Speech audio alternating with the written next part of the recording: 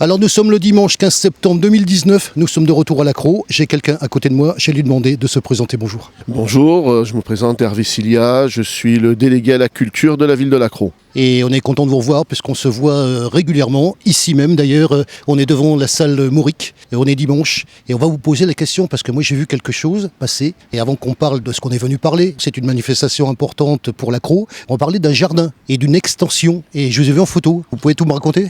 Oui, je peux vous en raconter de petits mots. Effectivement, hier nous avons inauguré l'extension du parc du Béal. C'est un vieux projet puisque c'est un projet qui remonte à 12 ans en arrière. Nous avons déjà construit une première tranche qui faisait à peu près 10 000 mètres carrés. Et hier, nous avons inauguré la deuxième tranche, ce qui porte notre parc du Béal à près de 19 000 mètres carrés. Tout ça clôturé et en plein centre-ville, de la nature, des jeux pour les plus jeunes, pour les familles, des jeux de boules. Prochainement, l'installation d'un espace de restauration qui sera accessible depuis l'extérieur également. Fréquentation ? Voilà, fréquentation, comme vous avez pu déjà le constater depuis maintes années, ce parc est très fréquenté par nos jeunes et les familles. Cette extension qui est encore plus belle que la précédente, on peut s'enorgueillir d'ailleurs de cette extension, va amener encore plus de monde. Alors vous le savez, il y a 2 ans, j'avais découvert cette manifestation qui s'appelle les Arts de la rue et qui est, je pense, pour la ville de l'Accro, une manifestation d'importance.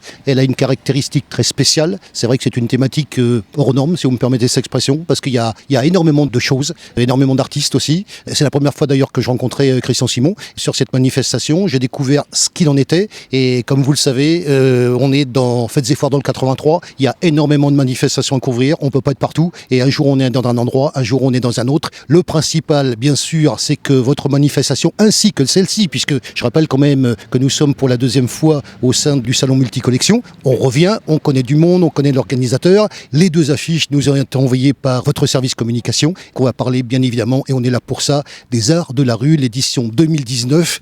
Gwenaël Logier nous l'avait expliqué il y a 2 ans.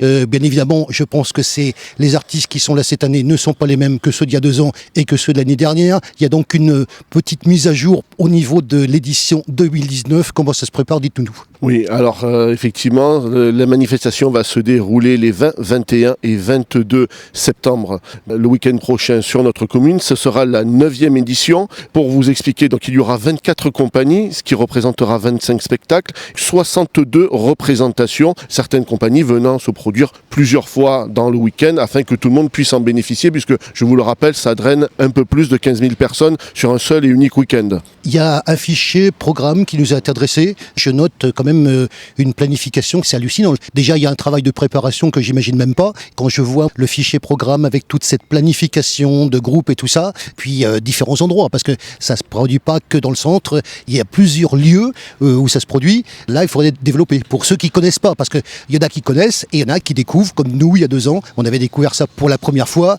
et là, je pense qu'il y a quelque chose à dire. Vous allez pouvoir constater, pour ceux qui viennent pour la première fois, que nous avons énormément de parkings en périphérie du centre-ville, ce qui va permettre donc de pouvoir stationner aisément et de pouvoir venir à pied jusqu'au centre-ville, où là, nous avons disséminé les spectacles, parce que certains spectacles vont se chevaucher, d'autres vont se succéder, mais très rapidement, qu'il y aura sur le centre-ville, à savoir la place Félix-Reynaud, qu'on appelle aussi également la grande place des Boules, là où nous organisons nos spectacles tout l'été, la petite place des Boules qui est la place Jean Jaurès, une petite placette au même endroit qui s'appelle la placette Renaud, et ensuite vous allez pouvoir déambuler tout le long de l'avenue principale qui s'appelle l'avenue du lieutenant Jean Toucasse, et également sur des parkings que nous aménageons exprès pour organiser des grands spectacles ou des spectacles très volumineux, dont la Tortue de Gauguin, j'en dirai un mot après, qui va prendre énormément de place, et ça il nous faut un parking parce qu'il nous faut de la hauteur, il nous faut de la largeur, et vous allez pouvoir vous régaler en venant à notre festival des Arts de la rue.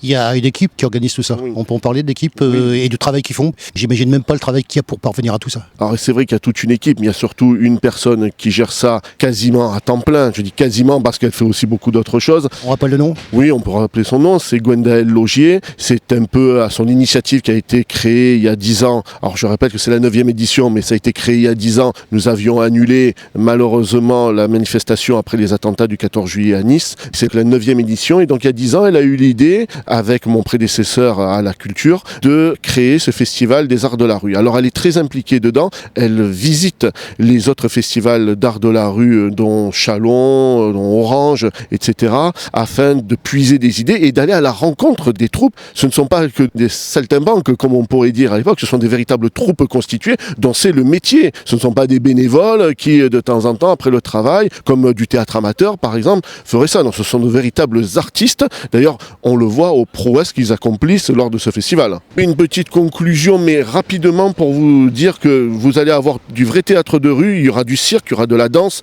de la musique, des clowns, des entresorts, c'est-à-dire des locaux dans lesquels on rentre puis on sort et on voit juste le spectacle, des déambulations, et puis nous n'oublions pas aussi les plus jeunes qui auront également des spectacles dédiés. Venez très nombreuses et nombreux, plus le temps s'y prête toujours, vous allez pouvoir passer vraiment un excellent moment avec les arts de la rue.